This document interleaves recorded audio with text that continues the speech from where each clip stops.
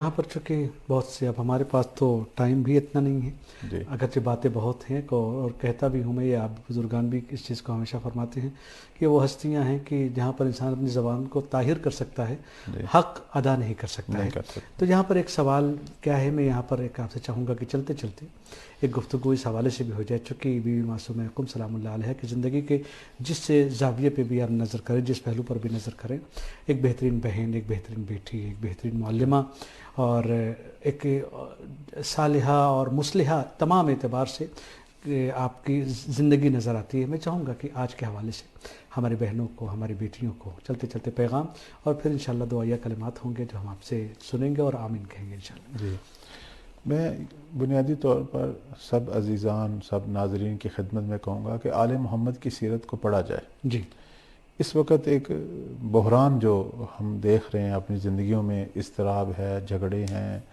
घरों के अंदर जो मामला देखते हैं, बाज़ारों में जो देख रहे हैं, और हम भी उन मामलात का एक हिस्सा बन रहे हैं दिन ब दिन। बिल्कुल तो क्यों?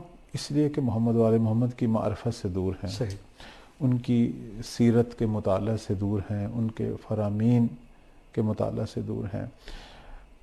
हमारा ये फ़रीज़ा है हम सब का कि हम आले मोहम्मद की मार्फत हासिल करें, और बिलखसूस जिस ज़माने में हम मौजूद हैं उसके वली खुदा जो हैं उसकी मार्फत, बेशक। और बिलखसूस अपनी बहनों को, बेटियों को कहूँगा कि आप सब के लिए, हम सब के लिए जो हैं आले मोहम्मद की बाकी जो हस्तियाँ, हमारे पैगंबर, हमारे जो आइम्मा हैं, उनसे हटकर खुद बीबी ज़हरा, बीबी ज़ैनब, बीबी फ़ातिमा मासूमा, ये सब मशाल राह हैं। बेशक तो बेशक। इनकी ज़िंदगियों का मुताला किया जाए, जी देखा जाए कि बेनवाने एक माँ, इनका किरदार क्या था, बेनवाने ज़ौजा, इन हस्तियों का किरदार क्या था, बेनवाने जो है वो एक बहन, बेनवाने एक बेटी, इनका क्या किरदार है। बहरहाल जो मैं और दूसरे रिश्तों के नहीं, मैं एक एक जो हालात हैं, लेकिन आज का जो दौर है क़िबला, मैं जी चाहूँगा कि इसके ऊपर आप ज़रूर ज़्यादा ताकीद करें।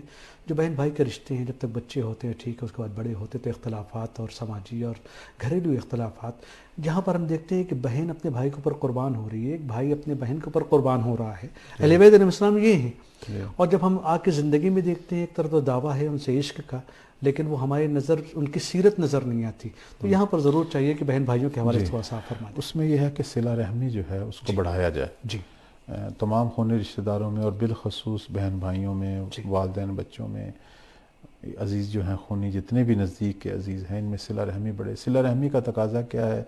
एक दूसरे की गलतियों को माफ़ किया जाए, बेशक बेशक। एक दूसरे की मुश्किलों में उसकी मदद की जाए, और आना को ना आने दिया आना जाए। को ना, और जी अपनी गुफ्तारी जो ख़ताएँ जी हैं, इस वक्त हमारे घरों में बड़े बड़े मसाइल जो हैं वो ज़बान के हैं। बिल्कुल। ज़बान की जो ख़ताएँ हैं उनको ख़त्म किया जाए, और अगर ज़बान से दिल टूटे हैं तो उन दिलों को जोड़ा जाए, इसी सुभान ज़बान के अल्लाह ज़रिए दोबारा सुभान जाके अल्लाह जोड़ा सुभान जाए, अल्लाह। और अमली तौर पर जो है एक दूसरे की मुश्किलों में एक दूसरे की मदद की जाए।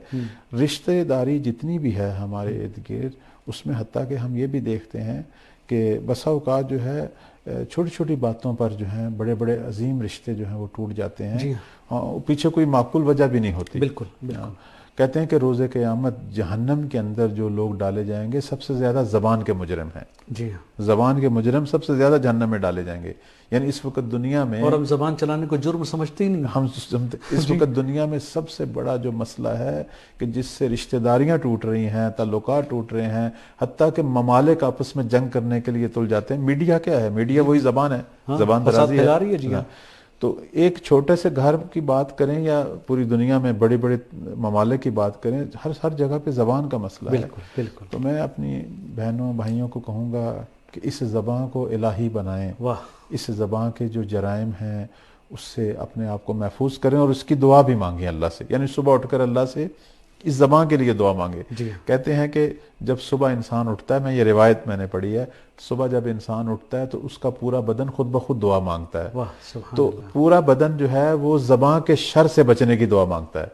ये मैंने रिवायत में पढ़ा है। क्या बात। हत्ता के कहते हैं कि इंसान के बदन के तमाम हिस्से जो हैं वो ज़बान से मुखातिब होते हैं कि खुदा के लिए आज तू गलत ना चलना, क्योंकि तू, तेरी वजह से हम सबको रोज़े माशर जो है अजाब होगा। जी हम तो कुछ करते नहीं है, सारे काम तू ही कर रही है। नहीं, गलतियां सारी जबान कर रही है और सदा हमारे पूरे बदन हम को पर उठाएंगे। यानी बहुत। पूरा बदन जो है वो ज़बान के शर से पनाह मांगता है। जी आजकल हम जितने भी मसाइल देख रहे हैं बहन भाइयों में अक्सर यही हैं। जी एक तो ज़बान के मसले को जो है वो कंट्रोल किया जाए और दूसरा एक दूसरे का हक दिया जाए। जी एक और चीज़ जो मैं अपने माशरे में देख रहा हूँ, बाज़ का जो है वो औरत चूँकि कमज़ोर है, चाहे बहन की शक्ल में हो, जी बेटी की शक्ल में हो, तो बाज़ का जो है इनके हुकूक विरासती हुकूकों में जो है। जी हाँ, यहाँ और पर तो मैं माजरत के साथ, चूँकि हाँ जी, अब ये बात जो है वो बहरहाल ये दो जुमलों वाली नहीं है, और मैं हाँ, इंशाल्लाह कभी इससे सिर्फ बहुत ज़्यादा हाँ, इस्तेफादा करूँगा इशारा आपसे। करूंगा कि इसमें भी खौफ खुदा रखा जाए, बेशक, बहनों को उनका हक दिया जाए, बिल्कुल उनका हक दिया जाए, और हक से बढ़कर उनके सर पे शफकत का हाथ रखा जी जाए।